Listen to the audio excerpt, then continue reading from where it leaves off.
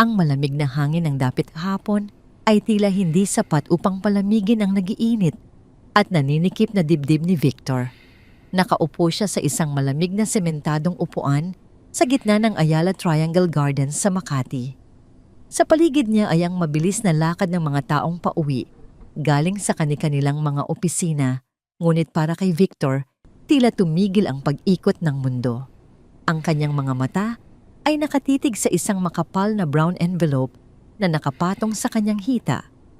Ang mga dokumento sa loob nito ay naglalaman ng mga ebidensya ng isang malagim na pagtataksil na dudurog sa imperyong 5 taon niyang itinayo.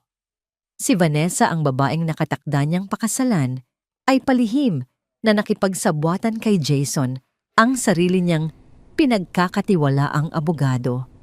Ang mga papeles ay malinaw na nagpapakita ng kanilang plano na ideklara siyang wala sa tamang pag-iisip upang makuha ang buong kontrol ng kanyang kumpanya. Pakiramdam ni Victor ay tinanggalan siya ng hangin. Gumuho ang lahat ng pinaniniwalaan niya tungkol sa katapatan at pag-ibig. Isang mabigat na paghinga ang pinakawalan niya habang pilit na pinapakalma ang nanginginig niyang mga kamay. Sa sandaling iyon ng matinding kawalan ng pag-asa, isang maliit na anino ang humarang sa liwanag ng poste ng ilaw na nakatutok sa kanya.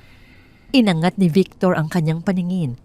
Sa kanyang harapan ay nakatayo ang isang batang babae na marahil ay nasa 6 na taong gulang lamang. Nakasuot ang bata ng isang kupas na bestidang may maliliit na bulaklak na tila manipis na dahil sa paulit-ulit na paglalaba.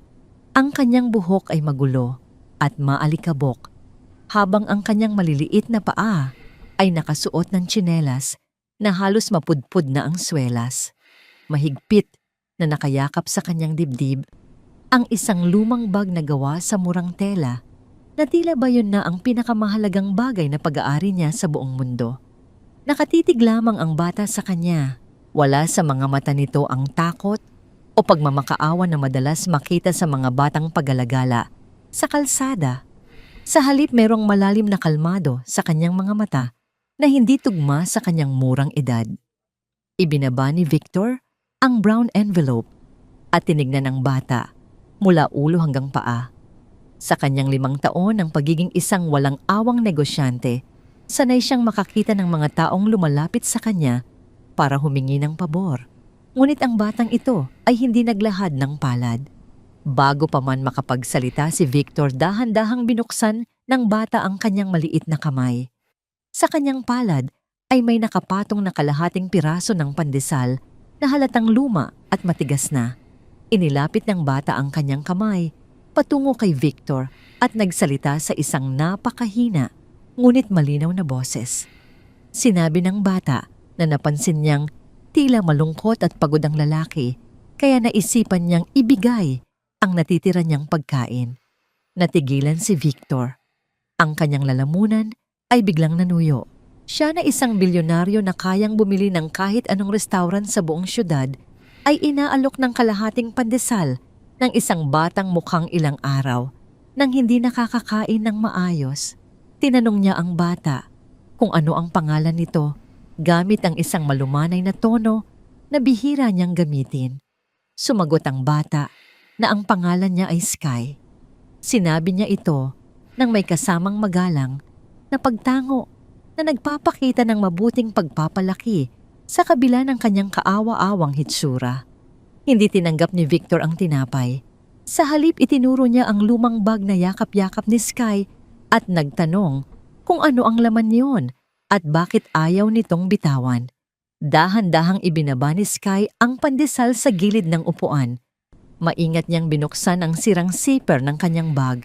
Mula sa loob ay inilabas niya ang isang luma at kupas na rosaryo na gawa sa kahoy at isang maliit na panyo. Ang krus ng rosaryo ay may mga gasgas na palatandaan na ito ay matagal nang ginagamit. Pinaliwanag ni Sky na ang rosaryong yon ay bigay ng kanyang nanay. Sinabi ng kanyang nanay na hanggat hawak niya iyon at nagdarasal siya, hindi siya pababayaan ng Diyos. Tumingin siya ng diretso sa mga mata ni Victor at idinagdag na palaging sinasabi ng nanay niya na ang pananampalataya ang pinakamahalagang yaman ng mga taong walang pera. Ang mga salitang iyon ay tumama kay Victor na parang isang matapang na sampal. Narito ang isang bata na wala ni isang kusing natutulog sa malamig na kalsada, ngunit may hawak na napakatibay na paniniwala. Samantalang siya na may hawak ng bilyones ay pakiramdam na pinakamahirap at pinakakawawang tao sa mundo dahil sa pagtataksil ng mga taong nasa paligid niya. Isang matinding pagkahiya ang gumapang sa sistema ni Victor. Ibinaba niya ang kanyang paningin sa mamahaling sapatos na suot niya at pagkatapos ay sa maalikabok na paa ni Sky. Tinanong ni Victor si Sky kung nasaan ang kanyang nanay at bakit mag-isa siyang naglalakad sa ganoong oras ng gabi. Inasahan ni Victor na sasabihin ng bata na naghahanap buhay ang kanyang ina o baka naiwan siya sa bahay. Ngunit ang sagot ng bata ay nagpabigat ng tuluyan sa hangin sa paligid nila. Itinuro ni Sky ang malayo patungo sa direksyon ng mga pampublikong ospital sa labas ng siyudad. Sa isang napakakalmang boses na mas lalong nagpadurog sa puso ni Victor, sinabi ni Sky na ang kanyang nanay ay nasa isang malaking ospital. Pinaliwanag niyang nahulog ang kanyang nanay habang naglilinis at tumama ang ulo nito ng malakas. Pagkatapos noon ay isinakay ito sa ambulansya. Tinanong ni Victor kung bakit hindi siya sumama o kung bakit wala siyang kasamang kamag-anak. Tumungo si Sky at malungkot na tinitigan ang kanyang rosaryo. Sinabi niya na ng araw na yon, pinalayas siya ng may-ari ng kanilang inuupahang kwarto dahil wala nang magbabayad ng upa. 3 gabi na siyang natutulog sa gilid ng kalsada. Naglalakad nang walang patutunguhan, umaasa na may mabuting tao na magtuturo sa kanya pabalik sa ospital kung saan naroon ang kanyang nanay. Hindi makapaniwala si Victor sa narinig. Isang 6 na taong gulang na bata, mag-isang nagpapalipas ng gabi sa mapanganib na lansangan ng Maynila sa loob ng 3 araw. Sa kabila ng gutom at lamig, ang inisip pa rin ng bata ay ialok ang kalahati ng kanyang pandesal sa isang estrangherong nakita niyang nakaupo at mukhang malungkot. Kinuyom ni Victor ang kanyang mga kamao. Ang galit niya kay Vanessa at Jason ay pansamantalang nawala, napalitan ng isang matinding pangangailangan na protektahan ang inosenteng batang nasa kanyang harapan. Sa buong buhay niya, naniwala siyang pera at kapangyarihan ang sagot sa lahat ng problema. Ngunit sa sandaling iyon, napagtanto niyang walang halaga ang kanyang yaman kung hindi niya magagamit ito upang tumulong sa isang nilalang na nangangailangan ng himala. Tumayo si Victor mula sa pagkakaupo. Iniwan niya ang brown envelope sa ibabaw ng upuan, hindi na nag-aalala kung may makakuha man nito. Yumuko siya para maging ka-level ng mukha ni Sky. Tumingin siya ng diretso sa mga inosenteng mata ng bata at nagbitiw ng isang seryosong pangako. Sinabi niyang ihahatid niya si Sky sa ospital upang makita nito ang kanyang nanay at sisiguraduhin niyang hindi na muli itong matutulog sa kalsada. Walang pag-aalinlangan na ibinalik ni Sky ang rosaryo sa kanyang bag. Isinukbit ito sa kanyang balikat at inabot ang kanyang maliit at maruming kamay upang hawakan ang malapad na palad ni Victor. Sumama siya sa estrangherong ito na may buong pagtitiwala. Habang naglalakad sila patungo sa nakaparadang itim na kotse ni Victor, hindi nila alam na ang gabing iyon ang simula ng isang malaking pagbabago. Hindi alam ni Victor na ang ina ng batang hawak niya ay ang nakaraan na matagal na niyang ibinaon sa limot at ang batang nag-alok sa kanya ng tinapay ay ang dugong nananalaytay sa kanyang sariling mga ugat. Bago pa man makalapit si Victor at ang maliit na si Sky sa nakaparadang itim na sasakyan, isang magulong eksena ang yumanig sa tahimik na bahagi ng paradahan. Mula sa kabilang kalsada, isang matandang babae ang nagmamadaling tumatakbo palapit sa kanila.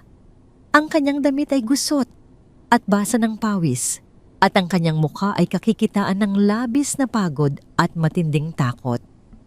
Hinihingal siyang lumingalinga.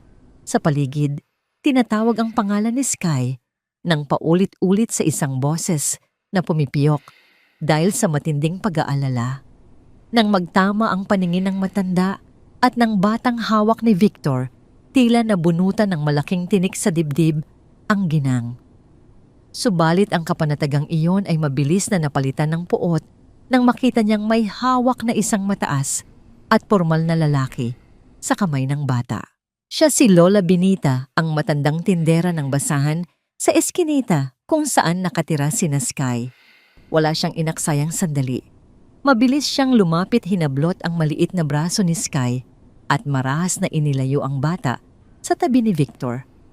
Inilagay niya ang bata sa kanyang likuran bilang proteksyon at hinarap ang bilyonaryo nang may nanlilisik na mga mata.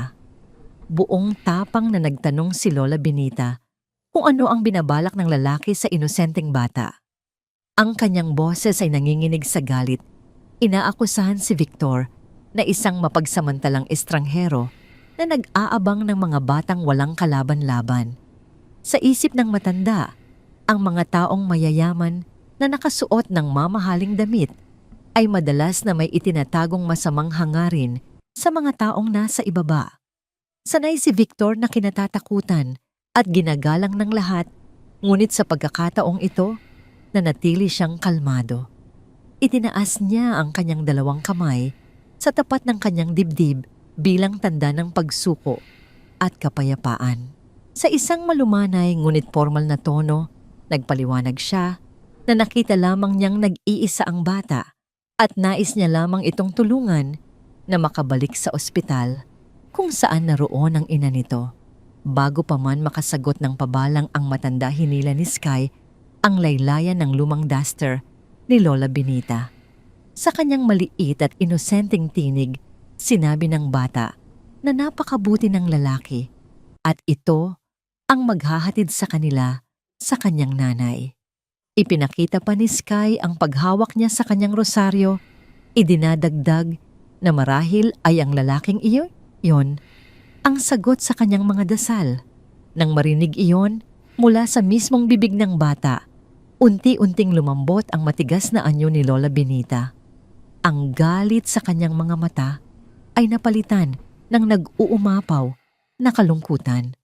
Bigla na lamang bumigay ang kanyang mga tuhod at napaupo siya sa gilid ng semento, umiiyak, habang mahigpit na yakap si Sky. Sa gitna ng kanyang mga hikbi, isinalaysay ni Lola Benita ang mapait na sinapit ng mag-ina. Sinabi niya na pagkatapos maaksidente at isugod sa pampublikong ospital, ang ina ng bata, walang awang ikinandado nang nagpapaupa ang kanilang maliit na kwarto. Itinapon ang kanilang mga gamit sa labas dahil 2 buwan na silang walang pambayad. Ayon sa matanda, 3 araw na niyang hinahanap si Sky sa buong syudad, hindi makatulog at hindi makakain sa pag-iisip kung ano na ang nangyari sa kaawa-awang anghel na itinuring na rin niyang sariling apo. Kinuha ni Lola Benita mula sa bulsa ng kanyang palda ang isang gusot at maduming piraso ng papel.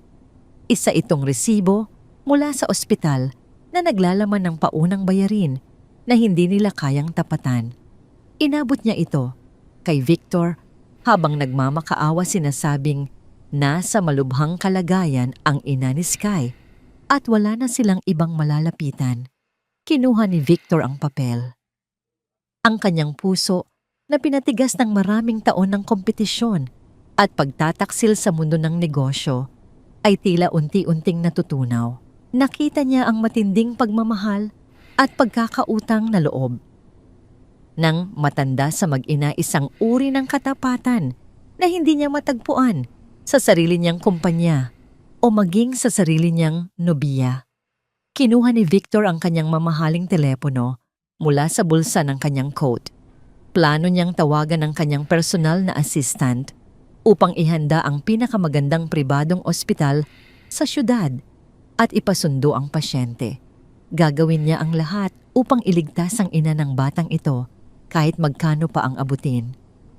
Habang hinihintay na sagutin ang kabilang linya, lumingon si Victor kay kay Lola Benita at nagtanong ng isang napakasimpleng detalye na kinakailangan niya para sa paglipat ng pasyente. Tinanong niya kung ano ang buong pangalan ng nanay ni Sky. Pinunasan ng matanda ang kanyang mga luha at tumingin ng diretso kay Victor. Sa isang malinaw at walang pag-aalinlangang boses, binanggit niya ang pangalan. Catherine. Catherine Fernandez. Tumigil ang pag-ikot ng mundo ni Victor. Ang hangin sa kanyang paligid ay biglang nawala. At ang kanyang lalamunan ay tila sinakal ng isang hindi nakikitang kamay. Ang partikular na pangalang iyon ay isang nakakapasong alaala na pilit niyang binaon sa pinakamalalim na bahagi ng kanyang utak sa loob ng 6 na mahahabang taon. Ito ang pangalan ng nag-iisang babaeng minahal niya ng totoo noong siya ay isa pa lamang ordinaryong manggagawa na walang yaman at walang pangalan. Ang babaeng iniwan niya nang walang paalam dahil pinili niya ang ambisyon at pera. Namanhid ang buong katawan ni Victor. Humiwalay ang mamahaling telepono mula sa kanyang nanginginig na mga daliri. Isang malakas na pagbagsak ng salamin at bakal ang umalingaw-ngaw sa sementadong daan nang tumama ang telepono sa lapag na basag ang screen nito na parang sumasalamin sa biglaang pagkawasak ng kanyang maayos na mundo. Nakatitig lamang si Victor sa hangin, hindi makapagsalita, habang ang matanda at ang bata ay nagtatakang nakatingin sa kanyang biglaang pamumutla. Ang babaeng nag-aagaw buhay sa isang masikip na pampublikong ospital ay walang iba kundi ang kanyang nakaraan. At ang batang nasa kanyang harapan na nag-alok sa kanya ng tinapay sa gitna ng gutom nito ay nagtataglay ng mga matang kaparehong-kapareho ng sa kanya. Sa isang iglap bumalik ang isip ni Victor sa isang maliit at mainit na inuupahang kwarto, 6 na taon na ang nakalilipas. Naalala niya ang mga butil ng pawis sa noo ni Catherine habang nakangiti nitong pinaplansa ang nag-iisa niyang maayos na polo. Ito ang huling araw na nakita niya ang babae. Umalis siya nang walang paalam, pinili ang isang malaking oportunidad sa negosyo kaysa sa simpleng pag-ibig nito. Ang alaalang yon ay parang isang matalim na patalim na umiikot at sumusugat sa kanyang dibdib ngayon. Bumalik siya sa kasalukuyan nang maramdaman niya ang malamig na hangin ng gabi. Pinulot niya ang kanyang telepono mula sa semento. Kahit basag ang salamin nito, mapalad siyang gumagana pa rin ito. Tumingin siya kay Lola Benita at sa inosenteng si Sky na parehong naghihintay ng kanyang susunod na hakbang. Sa isang boses na nagtataglay ng pinalubhang pagmamadali at pag-aalala, inutusan niya silang sumakay sa kanyang sasakyan. Wala nang tanong-tanong. Pagkapasok nila sa loob ng malamig na kotse, inutusan niya ang kanyang driver na magmaneho ng pinakamabilis patungo sa pampublikong ospital na binabaliwala ang lahat ng magiging sagabal sa kalsada. Nang makarating sila, sumalubong kay Victor ang magulo at siksikang pasilyo ng paggamutan. Amoy gamot pawis at kalungkutan ang buong paligid. Maraming pasyenteng nakahiga lamang sa mga manipis na karton sa sahig o sa mga sirang upuan habang naghihintay ng atensyong medikal. Sinundan niya ang mabilis na lakad ni Lola Benita habang buhat-buhat niya si Sky sa kanyang mga bisig. Sa dulo ng isang madilim at masikip na pasilyo, nakita niya ang isang babaeng walang malay na nakahiga sa isang kalawanging higaan na may gulong. Nang lapitan niya ito, halos tumigil ang pagtibok ng kanyang puso. Ang babae ay namumutla, may malalalim na marka ng pagod sa mukha at may makapal na benda sa ulo na bumabalot sa isang malaking sugat. Si Catherine iyon. Ang babaeng minahal niya at sinaktan ng lubos ay naroroon nag-aagaw buhay sa isang gilid na tila itinabi lamang dahil walang kakayahang magbayad para sa mas maayos na kwarto. Nilapitan ni Victor ang isang doktor na nag-aasikaso ng mga talaan malapit doon. Ang doktor ay mukhang pagod na pagod sa dami ng pasyente at nagpaliwanag na ginawa na nila ang paunang lunas upang mapigilan ang pagdurugo. Subalit inamin nitong hindi na nila maaasikaso pa ang pasyente para sa mas malaking operasyon sa utak dahil wala itong pondo o pamilyang magsasagot ng gastusin. Ang pasyente raw ay ililipat na lamang sa charity ward kapag may nagkaroon ng bakanting higaan. Isang matinding galit ang sumiklab sa mga mata ni Victor. Hindi niya itinaas ang kanyang boses, ngunit ang kanyang malamig at mariing pananalita ay sapat na para manginig at mapayuko ang sinumang makarinig. Kumuha siya ng isang eksklusibong itim na credit card mula sa kanyang pitaka at inilapag ito ng madiin sa ibabaw ng lamesa ng nurse. Sinabi niya sa isang boses na nagtataglay ng buong kapangyarihan at awtoridad na wala siyang pakialam kung magkano ang aabutin.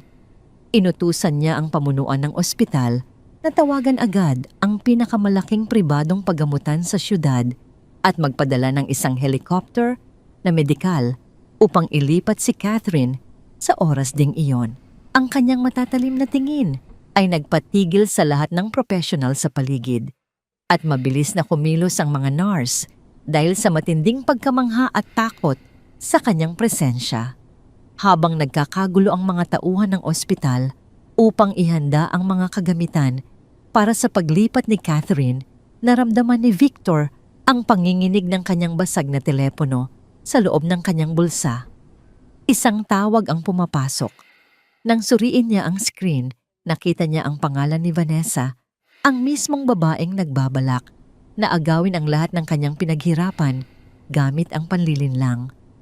Sinagot niya ang tawag at itinapat ang telepono sa kanyang tainga nang walang sinasabing anumang bati. Mula sa kabilang linya narinig niya ang boses ni Vanessa. Ang tono nito ay matamis at mahinahon, ngunit alam ni Victor na puno ito ng nakatagong lason. Nagtanong ang babae kung nasaan siya sabay paalala na mayroon silang napakahalagang pagpupulong ng mga miyembro ng lupon kinabukasan ng umaga. Isang pagpupulong na sadyang inihanda nito kasama si Jason upang tapusin ang karera ni Victor at ideklara siyang baliw. Hindi sumagot si Victor sa mga mapanlinlang na salita ng babae. Ibinaling niya ang kanyang paningin kay Sky na ngayon ay hawak ang malamig na kamay ng walang malay na si Catherine. Ang bata ay nakapikit taimtim na nagdarasal gamit ang kanyang lumang rosaryo, humihingi ng himala mula sa langit. Sa sandaling iyon napagtanto ni Victor na ang pinakamalaking laban ng kanyang buhay ay hindi mangyayari sa loob ng isang magarbong silid-pulungan bukas ng umaga, kundi dito sa malamig na pasilyo ng ospital. Ang kanyang tunay na yaman ay hindi ang kumpanyang pilit na inaagaw sa kanya, kundi ang pagbawi sa pamilyang muntik na niyang tuluyang mawala dahil sa sariling katangahan. Pinatay ni Victor ang tawag ng hindi nagbibitaw ng kahit isang salita, handang harapin at durugin ang anumang unos na ipupukol sa kanya ng mga taong nagtaksil sa kanya. Isang oras ang lumipas mula nang dumating ang pampribadong helicopter ng ospital. Ang magulong kapaligiran ng pampublikong paggamutan ay napalitan ng isang labis na nakakapanibagong katahimikan. Si Catherine ay inilipat sa pinakamahal at pinakapribadong silid ng intensive care unit sa isang tanyag na ospital sa BGC. Ang kwarto ay malawak, napakalinaw ng mga ilaw at puno ng mga makabagong kagamitang medikal na walang patid na sumusubaybay sa bawat paghinga at tibok ng kanyang puso. Nakatayo si Victor sa labas ng malaking salamin ng ICU, tahimik na pinagmamasdan ang walang malay na babae. Ang panga ni Victor ay naninigas habang pinipigilan ng sarili na magpakita ng kahinaan. Sa kabilang banda ng kwarto, nakaupo sa isang malambot at mamahaling silyang balat si Sky. Ang kanyang maalikabok at kupas na bestida ay tila isang malaking pagkakaiba sa karangyaan ng lugar.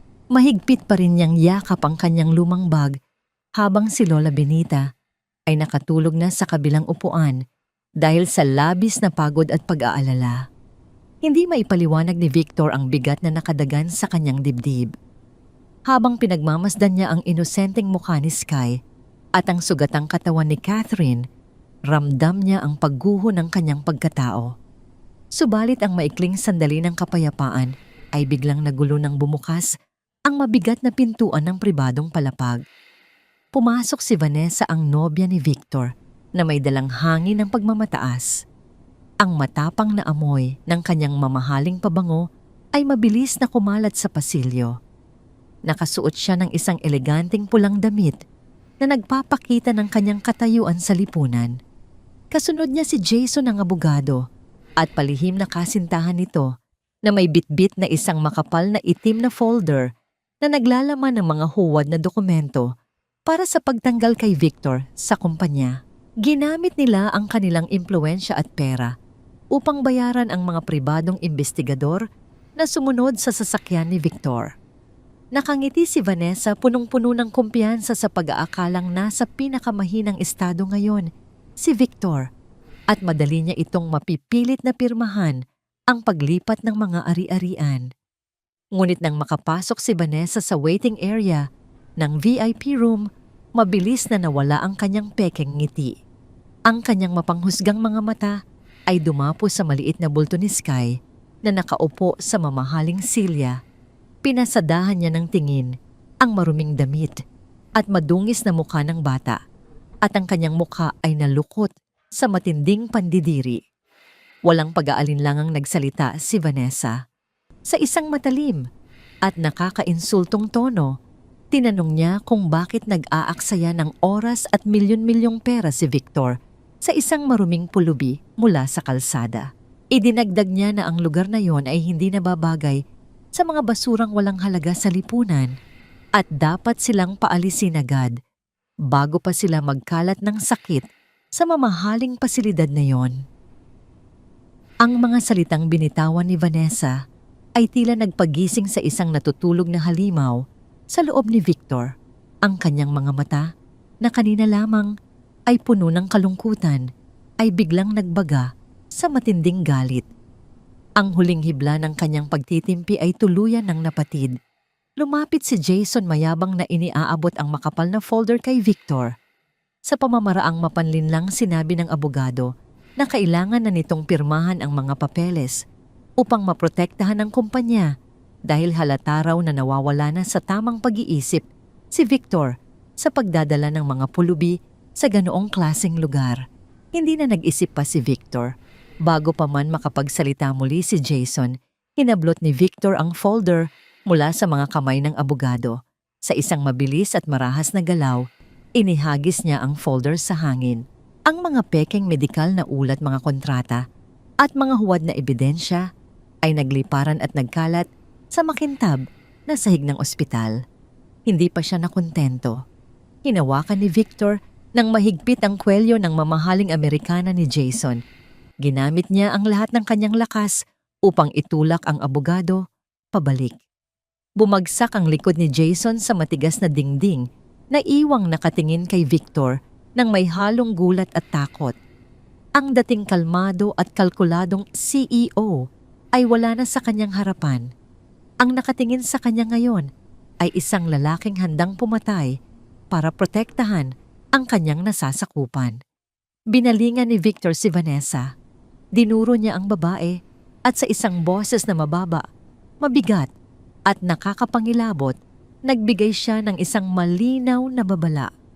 Sinabi niya na kung lalabas muli sa maruming bibig nito ang pag-insulto sa bata, sisiguraduhin niyang walang matitira sa buhay ng babae. Inutusan niya ang dalawa na lumayas sa kanyang paningin at huwag nang magpapakita pa dahil alam na niya ang bawat maruming sikretong itinatago nila. Pumutla ang mukha ni Vanessa. Ang kanyang plano na takutin si Victor ay bumalik sa kanya. Umayos ng tayo si Jason, inaayos ang kanyang gusot na damit at hinila ang braso ni Vanessa upang umalis. Bago tuluyang lumabas ng pinto, lumingon si Vanessa nang may puot sa kanyang mga mata. Nagbitiw siya ng huling banta na pagsapit ng umaga, si Victor ay magiging isang talunan at wala nang matitira sa kanyang pangalan. Nang magsara ang pinto at tuluyang umalis ang dalawang nagtaksil sa kanya, bumigat ang paghinga ni Victor. Sumandal siya sa malamig na salamin ng ICU, pilit na pinapakalma ang kanyang nag-aalab na dibdib.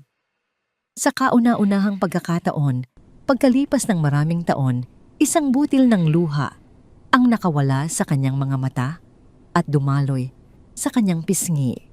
Pakiramdam niya ay pagod na pagod siya sa kasamaan ng mundong ginagalawan niya. Sa gitna ng nakakabibinging katahimikan ng kwarto, naramdaman niya ang isang banayad na presensya sa kanyang tagiliran. Lumapit pala si Sky nang hindi niya namamalayan. Hindi natakot ang bata sa nakitang galit ng lalaki kanina. Sa halip kinuha ni Sky ang kanyang maliit at kupas na panyo mula sa kanyang bag. Dahan-dahan niyang inabot ang mukha ni Victor at maingat na pinunasan ang luhang nasa pisngi nito.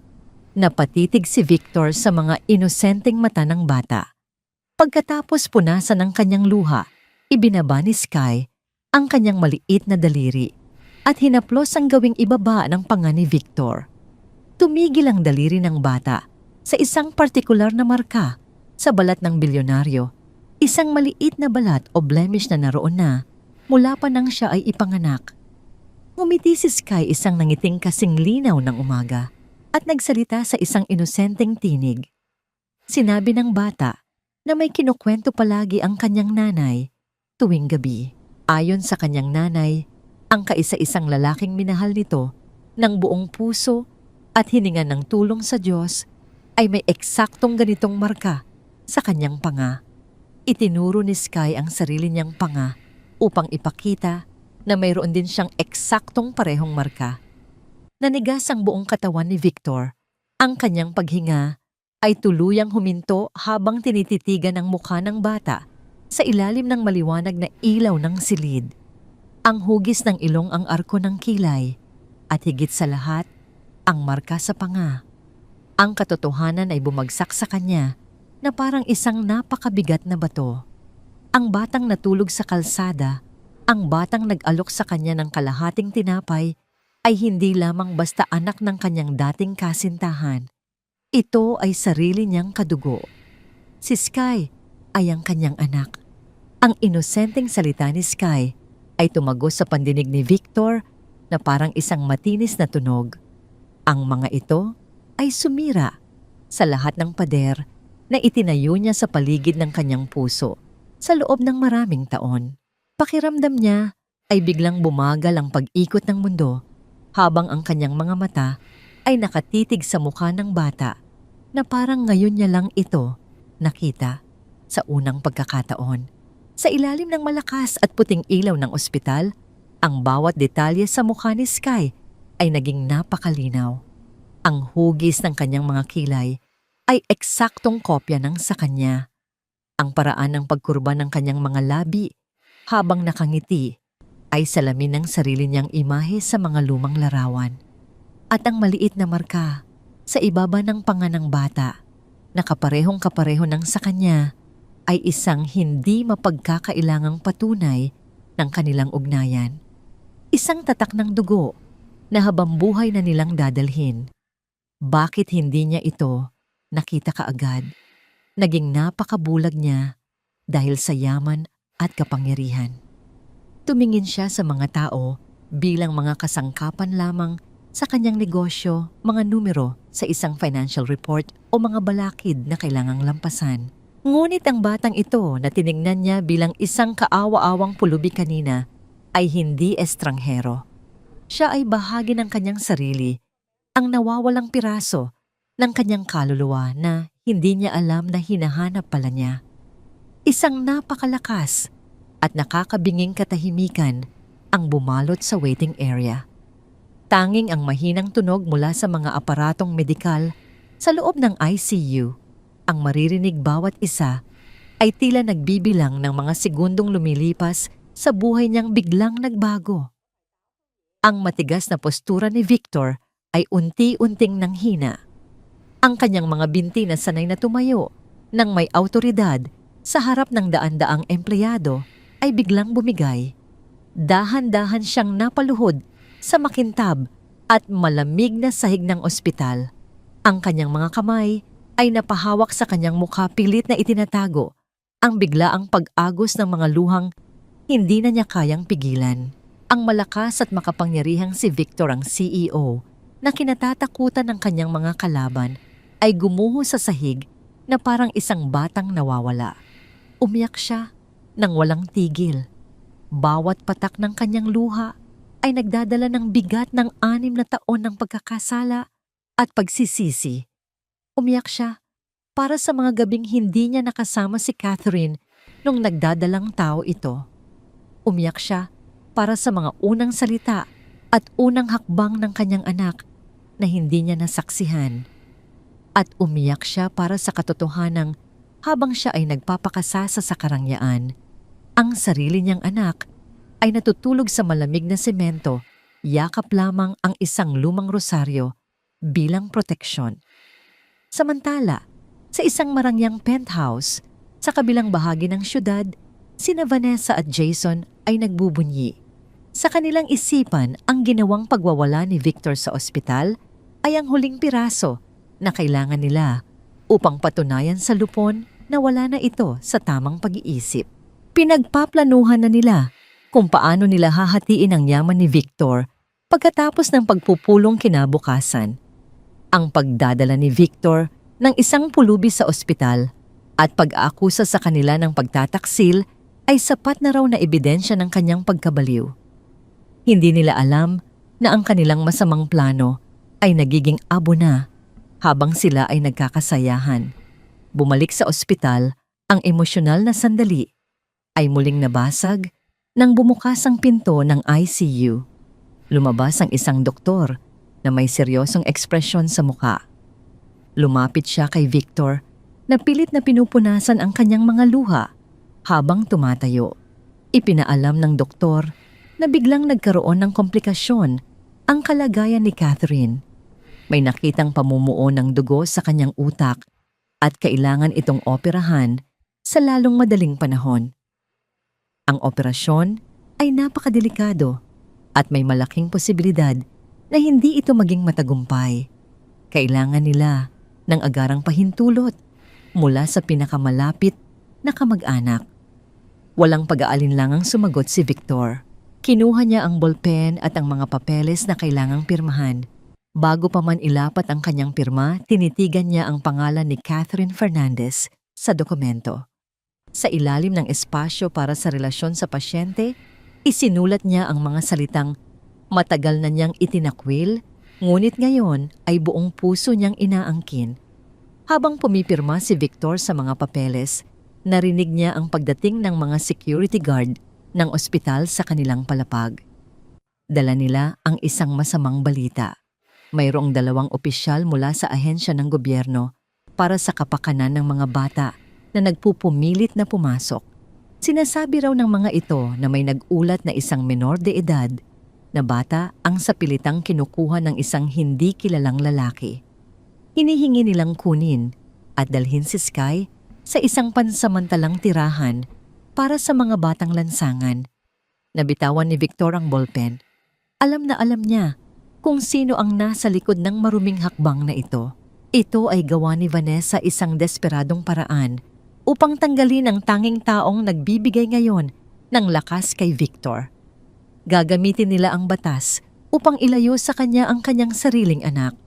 Tumingin si Victor kay Sky na nakatayo sa isang sulok mahigpit na hawak ang kamay ng natutulog na si Lola Benita. Ang mga mata ng bata ay puno ng takot at hindi pagkakaintindi sa nangyayari. Tumigas muli ang panga ni Victor. Ang kalungkutan at pagsisisi na nararamdaman niya kanina ay napalitan na naman ng isang matinding determinasyon. Kung kailangan niyang labanan ang buong mundo para protektahan ang kanyang anak, gagawin niya ito nang walang anumang pag-aalinlangan. Bumukas ang pinto ng pribadong palapag at pumasok ang 2 lalaking nakasuot ng uniforme ng isang ahensya ng gobyerno. Ang kanilang mga mukha ay seryoso at walang anumang emosyon. Sa likuran nila, lumitaw ang anyo ni Vanessa. Nakatayo siya roon na may isang mapanuyang sa kanyang mga labi, tila isang reynang nagmamasid sa pagbagsak ng kanyang kaaway.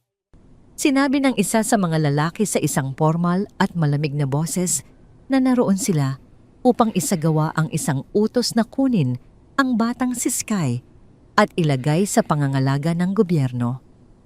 Paliwanag niya na may natanggap silang ulat na ang bata ay nasa panganib dahil kasama nito ang isang lalaking walang legal na karapatan sa kanya. Bago pa man makakilos ang mga lalaki, mabilis na lumapit si Victor kay Sky. Lumuhod siya sa harap ng bata at hinawakan ng mahigpit ang maliliit nitong kamay. Tumingin siya ng diretso sa mga mata ni Sky at nagsalita sa isang boses na puno ng katiyakan at pangako. Sinabi niya sa bata na huwag matakot dahil hindi niya hahayaan na may sino mang kumuha rito palayo sa kanya. Tumayo si Victor at hinarap ang mga dumating. Ang kanyang anyo ay nagbago. Ang CEO na sanay sa negosasyon sa loob ng boardroom ay nawala.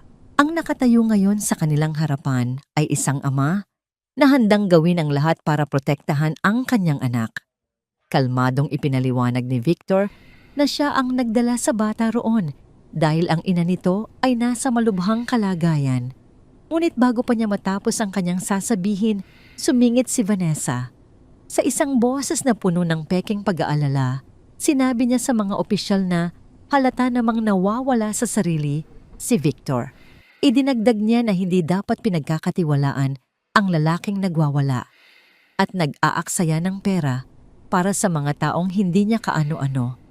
Ang mga salitang iyon ang nagtulak kay Victor sa kanyang hangganan. Tumingin siya sa isang maliit na mesang naroon sa tabi kung saan may nakapatong na isang pitsel ng malamig na tubig at isang baso para sa mga bisita. Nang walang anumang babala, kinuha ni Victor ang baso, mabilis na sinalinan ito ng tubig mula sa pitsel at lumakad patungo kay Vanessa. Ang ngiti sa mukha ni Vanessa ay biglang nawala. Bago pa man siya makakilos o makapagsalita, ang buong laman ng baso ng malamig na tubig ay bumuhos sa kanyang mukha at mamahaling damit. Ang tubig ay dumaloy pababa sa kanyang mukha, sinisira ang kanyang perpektong kolorete at iniiwan siyang basang-basa at kahiya-hiya sa harap ng lahat. Napaatras si Vanessa, hindi makapaniwala sa ginawa ni Victor. Ang kanyang gulat ay mabilis na napalitan ng matinding galit. Hindi pa tapos si Victor. Binalingan niya si Jason na nakatayo sa likuran ni Vanessa. Hinawakan niya ng napakahigpit ang braso ng abogado at marahas na hinila papalapit sa kanya. Idinikit niya ang kanyang mukha sa mukha ni Jason at sa isang boses na mababa at puno ng pagbabanta, sinabi niya na kung susubukan pa nilang saktan o gamitin ang kanyang anak, sisiguraduhin niyang hindi na muling makakatapak si Jason sa alinmang korte sa buong bansa. Pagkatapos noon, malakas niyang itinulak ang abogado palayo. Bumagsak si Jason sa sahig na wala ng balanse dahil sa lakas ng pagtulak. Ang dalawang opisyal ay natigilan sa kanilang nakita. Naging malinaw sa kanila na hindi ito isang simpleng kaso ng pag-aampon, kundi isang malalim at maruming away sa pagitan ng mga makapangyarihang tao. Habang nagkakagulo, isang malakas na tinig ng isang matanda ang pumuno sa pasilyo. Nagising na pala si Lola Benita. Tumayo siya at sa kabila ng kanyang edad, buong tapang na hinarap si Vanessa. Dinuro niya ang babae at isinigaw ang lahat ng kasamaang ginawa nito. Ipinagsigawan niya kung paanong ang babaeng iyon ay may lakas ng loob na apihin ang isang bata na naghihirap na habang siya ay nabubuhay sa karangyaan na pinaghirapan ng lalaking gusto niyang sirain. Ang eksena ay naging isang matinding kaguluhan. Pinunasan ni Vanessa ang tubig sa kanyang mukha gamit ang likod ng kanyang nanginginig na kamay. Ang kanyang mukha ay namumula sa galit at kahihiyan. Tumingin siya kay Victor na may apoy sa kanyang mga mata. Sa isang boses na nanginginig sa puot, sinabi niya ang kanyang huling salita bago tuluyang umalis. Sinabi niyang tamasahin ni Victor ang gabing iyon ng pagiging bayani dahil pagsapit ng umaga, kapag natalo siya sa pulong ng lupon, siya na mismo ang magiging pulubi sa kalye. At sa oras na yon, sisiguraduhin niyang wala nang matitira pa para kay Victor o sa kanyang maruming pamilya. Pagkatapos noon, mabilis siyang tumalikod at naglakad palayo. Hila-hila ang natatakot na si Jason. Ang mga opisyal na kasama nila na ngayon ay nalilito na sa sitwasyon ay sumunod na lamang sa kanila papalabas. Nang bumalik ang katahimikan sa pasilyo, bumagsak ang mga balikat ni Victor. Ang lakas na ginamit niya kanina ay unti-unting nawala. Napatingin siya sa kanyang mga nanginginig na kamay. Hindi niya akalain na kaya niyang gumawa ng ganoong bagay. Ngunit nang makita niya si Sky na ligtas at nakatayo sa tabi ni Lola Benita, alam niyang tama ang kanyang ginawa. Sa gitna ng tensyon, lumapit sa kanila ang doktor na mag-oopera kay Catherine. Sinabi nito na handa na ang lahat. Panahon na para dalhin si Catherine sa operating room. Ang pinakamalaking laban para sa buhay ng babaeng minamahal niya ay magsisimula na. Ang sinag ng araw na tumagos sa malaking bintana ng ospital ay hindi nagdala ng anumang init o pag-asa kay Victor. Buong gabi siyang nakaupo sa labas ng operating room, hindi gumagalaw, habang ang mga doktor ay nakikipaglaban para sa buhay ni Catherine. Sa tabi niya si Lola Benita at si Sky ay magkayakap na nakatulog sa isang mahabang upuan, kapwa pagod na sa magdamag na pag-aalala. Tumingin si Victor sa kanyang relos. Oras na. Ang laban sa ospital ay nasa kamay na ng mga doktor at ng Diyos. Ngayon, kailangan niyang harapin ang isa pang laban, isang laban ng panlilinlang at kasakiman na magaganap sa loob ng kanyang sariling kumpanya. Tumayo siya. Maingat niyang inayos ang kumot na nakabalot kay Sky. Hinalikan niya ang noo ng kanyang natutulog na anak, isang kilos na puno ng pangako na babalik siya bilang isang nagwagi. Ibinilin niya kay Lola Benita na huwag aalis sa tabi ng bata at pagkatapos ay tahimik na lumabas ng ospital. Sa labas naghihintay na ang kanyang personal na driver. Sumakay siya sa kotse at habang binabagtas nila ang daan patungo sa Makati, ginawa niya ang mga huling tawag sa telepono. Walang bakas ng pagod o pag-aalinlangan sa kanyang boses. Muli siyang naging ang kalkulado at walang awang CEO na kilala ng lahat. Pagdating niya sa kanyang gusali, ang lahat ng empleyado na nakakasalubong niya ay yumuyuko ng may halong paggalang at takot. Diretso siyang pumasok sa malaking silid pulungan sa pinakamataas na palapag. Naroon na ang lahat ng miyembro ng lupon nakaupo sa paligid ng isang mahabang lamesang gawa sa mamahaling kahoy. Sa gitna nila nakaupo si Vanessa at si Jason kapwa. May mga ngiti ng tagumpay sa kanilang mga mukha. Umupo si Victor sa kanyang pwesto sa dulo ng lamesa. Ang katahimikan sa loob ng silid ay napakabigat. Sinimulan ni Jason ang pulong. Mayabang siyang tumayo at ipinasa sa bawat miyembro ng lupon ang kopya ng mga pekeng medikal na ulat na nagsasabing si Victor ay dumaranas ng matinding problema sa pag-iisip. Isinalaysay niya ng may pag-arte ang nakakabahalang mga kilos ni Victor sa nakalipas na 24 na oras. Ang pagwawala nito, ang pagdadala ng mga pulubi sa mamahaling ospital at ang walang basihang mga akusasyon nito laban sa kanila. Habang nagsasalita si Jason, ipinapakita naman ni Vanessa ang isang mukha na puno ng pekeng kalungkutan at pag-aalala para sa kapakanan ng lalaking kanyang minamahal. Sinabi niya sa lupon na napipilitan lamang siyang gawin ito para iligtas ang kumpanya mula sa pagbagsak. Ang lahat ng miyembro ng lupon ay nagsimulang magbulungan. Ang ilan ay nagpapakita ng pag-aalinlangan habang ang iba na matagal nang binayaran ni Vanessa at Jason ay nagpapakita ng pagsang-ayon. Matapos ang kanilang mahabang presentasyon, inilapag ni Jason sa harap ni Victor ang isang huling dokumento. Ito ay isang kasulatan ng voluntaryong pagbibitiw sa pwesto. Sinabi niya na kung pipirmahan ito ni Victor nang mapayapa, hindi na nila itutuloy ang kaso upang ideklara siyang baliw sa korte. Sa buong panahong iyon, si Victor ay nanatiling tahimik, nakatingin lamang sa kanila nang walang anumang emosyon. Hindi siya natakot, hindi siya nagalit. Sa halip ng matapos magsalita si Jason, isang malamig at nakakakilabot ng ngiti ang dahan-dahang gumuhit sa kanyang mga labi. Tumayo siya mula sa kanyang upuan. Kalmado niyang inayos ang kanyang Amerikana at nagsalita sa isang boses na pumuno sa buong silid.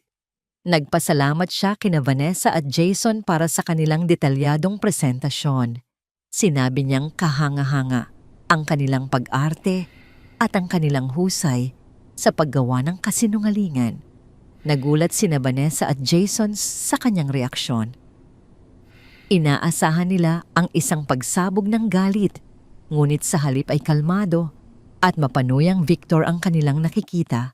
Naglakad si Victor patungo sa malaking screen sa dulo ng silid. Nagbigay siya ng isang senyas sa kanyang pinagkakatiwalaang personal na katulong na naghihintay sa labas. Biglang bumukas ang pinto ng silid pulungan.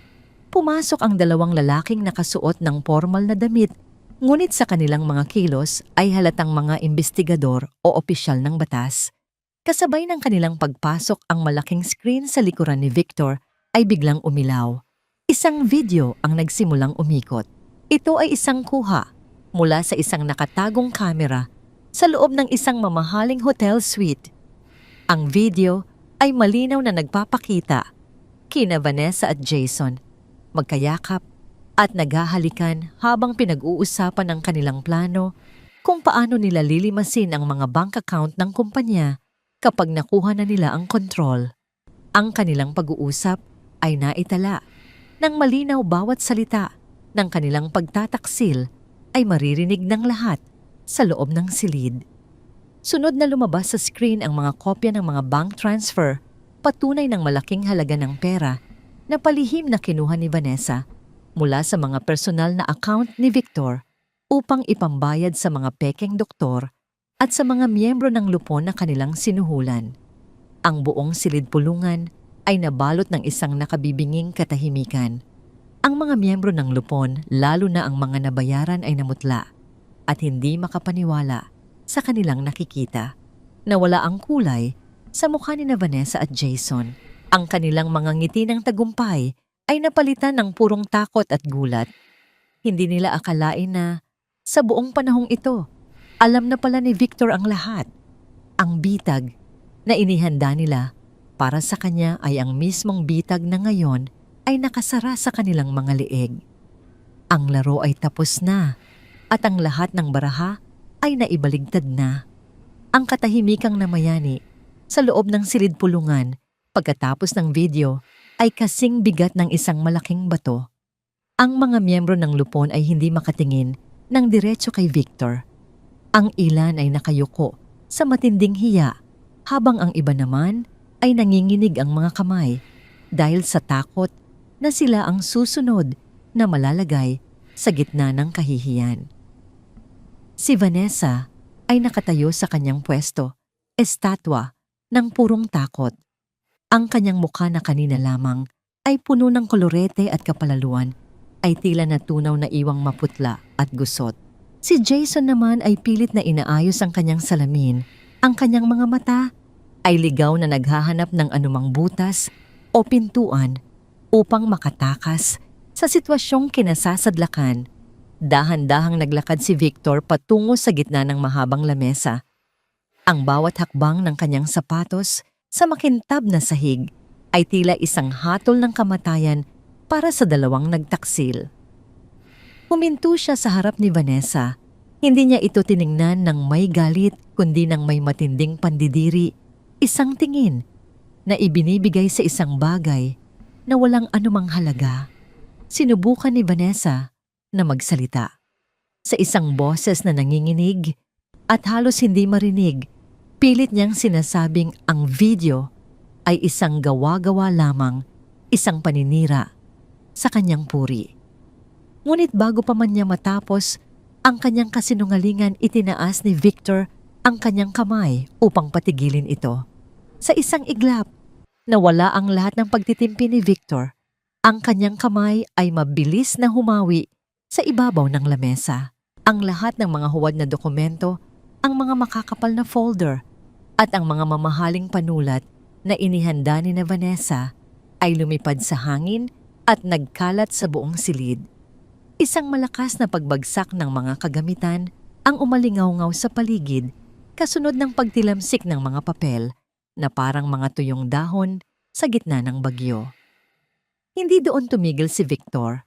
Dinampot niya ang isang makapal na tumpok ng mga papeles na naglalaman ng kanyang pagkabaliw at marahas na isinabog ang mga ito sa mukha ni Vanessa. Ang mga gilid ng papel ay sumagi sa pisngi ng babae.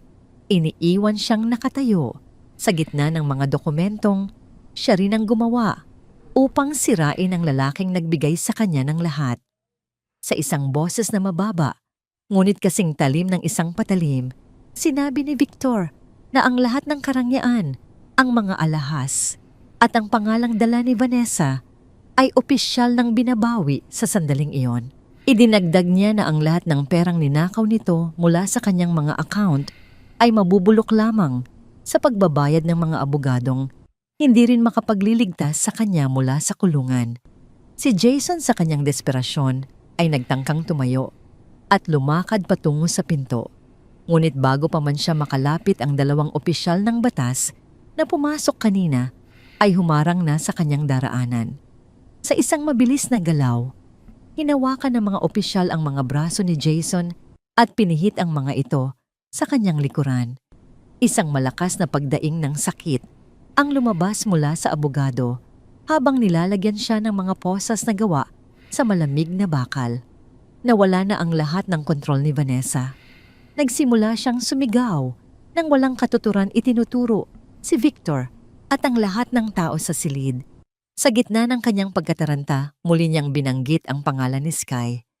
Tinawag niya itong isang malas na batang lansangan na sisira sa buhay ni Victor. Sinabi niyang mas mabuti pang mamatay na ang bata at ang ina nito sa ospital kaysa madamay ang kanilang kumpanya sa ganoong uri ng kahihiyan. Ang mga salitang iyon ay nagpatahimik muli sa lahat. Ang kalupitan ni Vanessa ay umabot na sa antas na hindi na masisikmura ng kahit sino. Lumapit ang isang opisyal kay Vanessa. Hindi na niya kailangan pang gumamit ng dahas dahil ang babae ay tuluyan ng nanghina at napaluhod sa sahig umiiyak ng malakas dahil sa pagkatalo at kahihiyan. Nilapitan siya ng opisyal at pilit na itinayo upang dalhin palabas ng silid. Habang hinihila silang dalawa ni Jason patungo sa elevator, ang lahat ng empleyado sa labas ng silid pulungan ay nakasaksi sa kanilang pagbagsak. Ang matinding kahihiyan o hiya na nadama ni Vanessa sa harap ng mga taong dati ay pinaghaharian niya ay ang kanyang naging pinakamabigat na parusa. Nang magsara ang pintuan ng elevator at mawala na ang mga sigaw ni Vanessa, bumalik ang katahimikan sa palapag. Huminga ng malalim si Victor. Ang kanyang mga balikat ay tila nabawasan ng isang napakabigat na pasanin. Tumingin siya sa mga miyembro ng lupon na ngayon ay hindi magawang itaas ang kanilang mga ulo. Sinabi niya sa isang malamig na tono na ang pulong ay tapos na at sino mang sangkot sa sabwatan ay makakatanggap ng kaukulang sulat mula sa kanyang bagong legal na koponan bago matapos ang araw. Lumakad si Victor patungo sa kanyang opisina upang kunin ang kanyang mga gamit. Ngunit bago pa man niya mahawakan ang seradura ng pinto, ang kanyang telepono ay nagsimulang manginig sa loob ng kanyang bulsa.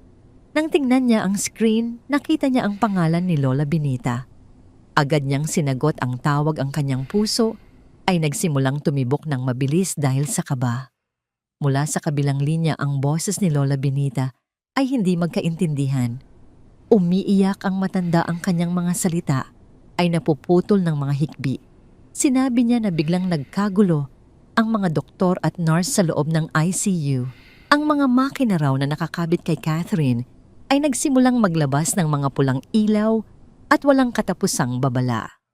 Ang huling narinig ni Victor mula sa telepono ay ang boses ni Sky na tumatawag sa kanyang nanay sa gitna ng hagulhol bago tuluyang maputol ang linya. Nabitawan ni Victor ang kanyang mga gamit.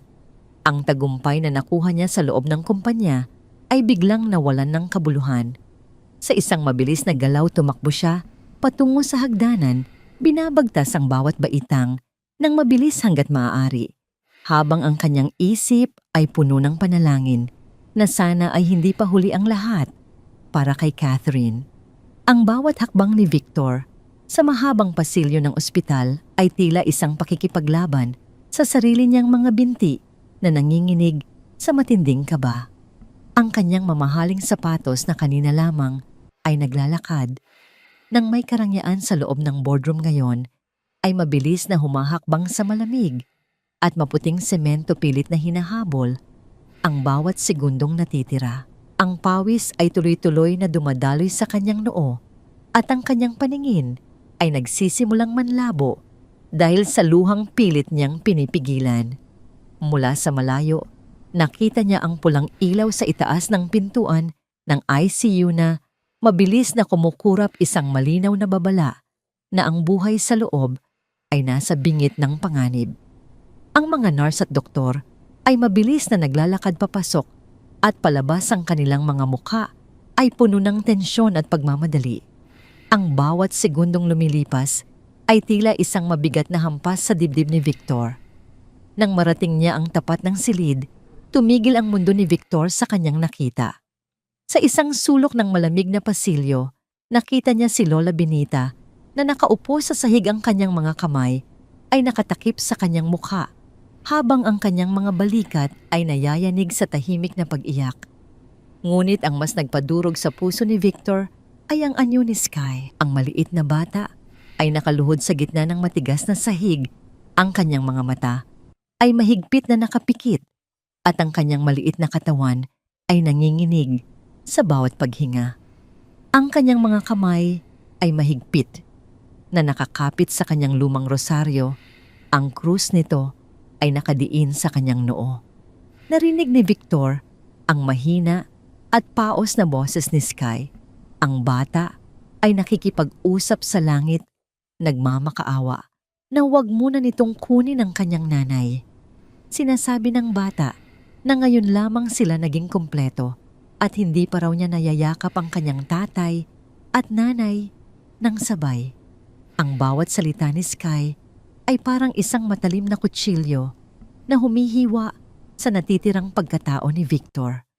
Sa sandaling iyon, ang lahat ng yaman ni Victor, ang kanyang bilyon-bilyong ari-arian, ang kanyang tagumpay laban kina Vanessa, at ang kanyang kapangyarihan sa mundo ng negosyo ay naging abo. Wala itong silbi. Hindi nito kayang pigilan ang paghinto ng isang puso.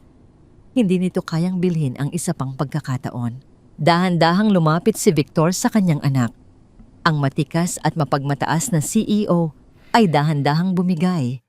Ang kanyang mga tuhod ay tumama sa malamig na semento, isang marahas na pagbagsak ng kanyang buong pagkatao sa harap ng isang kapangyarihang mas mataas kaysa sa kanya. Hindi na siya ang makapangyarihang bilyonaryo. Siya na lamang ay isang lalaking puno ng pagsisisi, isang ama na naghahanap ng kapatawaran. Yumakap si Victor kay Sky mula sa likuran. Isinubsob niya ang kanyang muka sa maliit na balikat ng kanyang anak at doon ay tuluyan ng bumuhos ang kanyang mga luha. Ang kanyang mga hikbi ay mabigat, puno ng pait ng 6 na taon ng pagkakamali. Hiniling niya sa Diyos na kung mayroon mang kailangang parusahan, siya na lamang iyon at huwag ang inosenteng ina ng kanyang anak. Sa kauna-unahang pagkakataon, sa loob ng maraming taon na nalangin si Victor. Hindi ito isang formal na dasal, kundi isang sigaw ng kaluluwa. Isang pag-amin ng kanyang mga kasalanan, ang kanyang pag-iwan kay Catherine, ang kanyang pagyakap sa pera, at ang kanyang pagiging bulag sa tunay na mahahalagang bagay sa buhay. Ang kanyang mga kamay ay humawak din sa rosaryong hawak ni Sky. Ang kanilang mga daliri ay nagtagpo sa gitna ng matinding takot at pag-asa. Lumipas ang mga minuto na tila mga oras. Ang katahimikan sa pasilyo ay napupuno lamang ng mga mahihinang dasal at ng paulit-ulit na tunog ng mga babala mula sa loob ng ICU. Biglang tumigil ang lahat ng ingay ng mga aparato. Sa loob ng silid, ang mga pulang ilaw ay nawala at napalitan ng isang nakakabiinging katahimikan. Napatingin si Victor sa pintuan ng kanyang hininga ay tila tumigil sa pagdaloy. Ramdam niya ang panginginig ni Sky sa kanyang mga bisig. Dahan-dahang bumukas ang mabigat na pintuan ng ICU. Lumabas ang pangunahing doktor, ang kanyang mukha ay basang-basa ng pawis at ang kanyang mga balikat ay bagsak dahil sa pagod. Inalis niya ang kanyang maskara at dahan-dahang lumakad patungo sa kinaroroonan ni Victor. Tumayo si Victor mula sa pagkakaluhod, hila-hila si Sky. Ang kanyang mga mata ay nakatitig sa mukha ng doktor, naghahanap ng anumang senyales ng pag-asa o hatol. Sa sandaling iyon, ang oras ay tila huminto. Ang bawat patak ng pawis sa noo ng doktor ay tila isang butil ng buhangin sa isang orasan na malapit nang maubos. Isang matagal na katahimikan ang namayani bago nagsalita ang doktor. Inayos niya ang kanyang salamin at tumingin ng diretso sa mga mata ni Victor. Isang bahagyang nawangiti ang dahan-dahang lumitaw sa mga labi ng doktor, isang nasangiting nagpabago sa buong kapaligiran. Sinabi ng doktor na ang operasyon ay dumaan sa isang napakamuntik na kabiguan. Ang puso ni Catherine ay pansamantalang huminto sa pagtibok. Ngunit sa hindi maipaliwanag na paraan, muli itong bumalik sa normal na ritmo sa gitna ng kanilang huling pagtatangka. Tinawag ito ng doktor na isang tunay na himala na hindi maipaliwanag ng medisina. Ang kalagayan ni Catherine ay ligtas na at ang panganib sa kanyang utak ay tuluyan ng nalampasan. Isang malakas na sigaw ng kagalakan ang kumawala mula sa lalamunan ni Victor, ngunit ito ay hindi isang sigaw ng pagyayabang, kundi isang sigaw ng pasasalamat. Binuhat niya si Sky at mahigpit itong niyakap, habang si Lola Benita ay muling napaupo sa silya umiiyak sa sobrang tuwa. Ang liwanag ng buwan na sumisilip sa bintana ng ospital ay tila nagbago ang kulay. Hindi na ito malamig at maputla. Para kay Victor ito na ang simula ng isang bagong umaga, isang umaga kung saan ang kanyang yaman ay gagamitin na upang bumuo, hindi upang manira, at kung saan ang kanyang puso ay muling tumitibok para sa pamilyang matagal niyang kinalimutan ngunit muling ibinigay sa kanya ng tadhana. 2 araw ang mabilis na lumipas mula nang maganap ang himala sa loob ng silid ng operasyon. Ang amoy ng gamot at antiseptiko sa pribadong silid ni Catherine ay napalitan na ng bango ng mga sariwang puting rosas na ipinalagay ni Victor sa bawat sulok. Ang sikat ng araw sa labas ng bintana ng ospital sa BGC ay malambot at tila nagbibigay ng mainit na yakap sa lahat ng nasa loob. Nakaupo si Victor sa gilid ng kama, ang kanyang mga mata ay hindi umaalis sa mukha ni Catherine. Ang benda sa ulo ng babae ay pinalitan na ng mas maliit na plaster at ang kanyang dating maputlang balat ay unti-unti nang nagkakaroon ng kulay. Sa kabilang panig ng kama, nakasandal ang ulo ni Sky sa gilid ng kutsyon, mahimbing na natutulog habang ang kanyang maliit na kamay ay mahigpit pa ring nakahawak sa kamay ng kanyang nanay. Isang marahang paggalaw ng mga daliri ni Catherine ang nagpatalon sa puso ni Victor.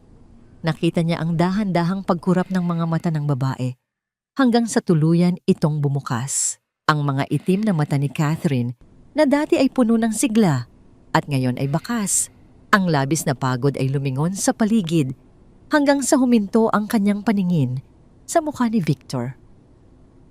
Isang mahabang katahimikan ang namayani sa pagitan nilang dalawa. Ang mga mata ni Catherine ay napuno ng luha, hindi dahil sa sakit, kundi dahil sa matinding gulat at hindi maipaliwanag na emosyon. Tinubukan niyang magsalita, ngunit ang kanyang boses ay paos at halos isang bulong lamang. Tinawag niya ang pangalan ni Victor nang may pag-aalinlangan, tila natatakot na baka ang lalaking nasa harap niya ay isa lamang magandang panaginip mula sa kanyang mahabang pagkakaidlip. Hinawakan ni Victor ang kabilang kamay ni Catherine at idiniin ito sa kanyang pisngi.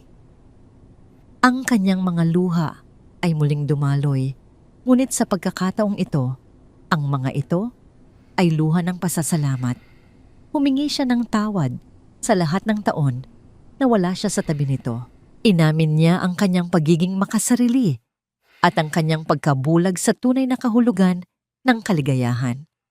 Sinabi niya na handa siyang iwanan ang lahat ng kanyang yaman kung yun ang kailangan upang maibalik lamang ang 6 na taon na nawala sa kanila. Nagising si Sky dahil sa mahinang boses ng kanyang mga magulang. Nang makitang gising na ang kanyang nanay, isang masayang tunog ng kagalakan ang lumabas sa kanyang bibig, ngunit mabilis din itong napalitan ng mahigpit na yakap sa leeg ni Catherine. Sinabi ni Sky sa kanyang nanay na totoo ang sinabi nito na hindi sila pababayaan ng Diyos at ipapadala nito ang kanyang tatay upang iligtas sila. Tumingin si Catherine kay Sky at pagkatapos ay muling ibinaling ang paningin kay Victor. Sa isang boses na nanginginig sa emosyon, ipinagtapat ni Catherine ang katotohanang matagal niyang itinago. Sinabi niya na nalaman niyang nagdadalang tao siya ilang linggo lamang matapos umalis si Victor patungo sa kanyang bagong buhay. Sinubukan niyang hanapin si Victor, tumawag sa lahat ng numerong alam niya, ngunit tila tuluyan na itong naglaho sa dilim. Pinalaki niya si Sky nang mag-isa nagtatrabaho araw at gabi bilang labandera at katulong upang masiguro lamang na ang kanilang anak ay lalaking may mabuting puso at matibay na pananampalataya. Ang pag-amin ni Catherine ay tila isang huling piraso ng puzzle na kumumpleto sa pagkatao ni Victor. Napagtanto niya na habang siya ay abala sa pag-akyat sa tuktok ng kanyang ambisyon, ang babaeng tunay na nagmahal sa kanya ay nasa ilalim lumalaban sa hirap at gutom. Nang hindi man lang siya sinisisi, ang bawat hirap na dinanas ni Catherine at Sky ay naging isang mabigat na pasanin sa budhi ni Victor, ngunit naging inspirasyon din ito upang maging isang bagong tao siya. 2 linggo matapos ang araw na yon, dumating ang sandaling hinihintay ng lahat. Ang mga pintuang de salamin ng ospital ay dahan-dahang bumukas. Unang lumabas si Victor, suot ang isang simpleng t-shirt at maong malayo sa kanyang dating formal na anyo. Buhat-buhat niya si Sky sa kanyang kaliwang bisig, habang ang bata ay masayang iwinawagayway ang kanyang lumang rosaryo sa hangin. Sa kanyang kanang kamay, inaalalayan niya si Catherine na dahan-dahang naglalakad, bagamat may kaunting hina pa ay bakas ang ningning ng kaligayahan sa mukha. Sa labas ng ospital, hindi isang marangyang limousine ang naghihintay, kundi isang simpleng sasakyan na dadala sa kanila sa isang bagong tahanan, isang bahay na malayo sa ingay ng corporate world kung saan ang tanging mahalaga ay ang kanilang pagsasama. Si Lola Benita ay naroon din nakangiti ng malapad habang pinupunasan ng kanyang luha ng kagalakan, handang sumama sa pamilyang itinuring na rin siyang bahagi. Tumigil si Victor sa gitna ng hardin ng ospital at tumingin sa asul na langit. Napagtanto niya na ang pinakamalaking tagumpay na nakuha niya sa kanyang buong buhay ay hindi ang kanyang bilyon-bilyong ari-arian, kundi ang pagkakataong makapagsimula muli. Ang mga taong nagtaksil sa kanya, sina Vanessa at Jason, ay nahaharap na sa kaukulang parusa ng batas sa loob ng kulungan, ngunit para kay Victor, ang kanilang pag-iral ay wala na sa kanyang isipan. Yumakap si Sky sa leeg ni Victor at bumulong na kailangan na raw nilang magdasal bago umuwi. Napangiti si Victor, isang tunay at malalim na ngiti na nagmumula sa kanyang kaluluwa. Lumuhod silang tatlo sa damuhan, magkahawak kamay, at nagpasalamat sa tadhana na nagdala sa kanila sa isa't isa sa gitna ng matinding unos. Ang kwento ni Victor, Catherine at Sky ay naging isang paalala na ang mga himala ay hindi laging dumarating sa anyo ng ginto o korona. Minsan ang himala ay matatagpuan sa isang kalahating piraso ng lumang pandesal, sa isang kupas na rosaryong kahoy at sa mga inosenteng mata ng isang batang nagtuturo sa isang matigas na puso kung paano muling magmahal at magpatawad. Sa dahan-dahang pag-alis ng kanilang sasakyan patungo sa kanilang bagong buhay, ang araw ay tuluyan nang sumikat, nang maliwanag binubura ang lahat ng anino ng nakaraan at nagbibigay ng pangako ng isang bukas na puno ng pag-ibig at walang hanggang pananampalataya.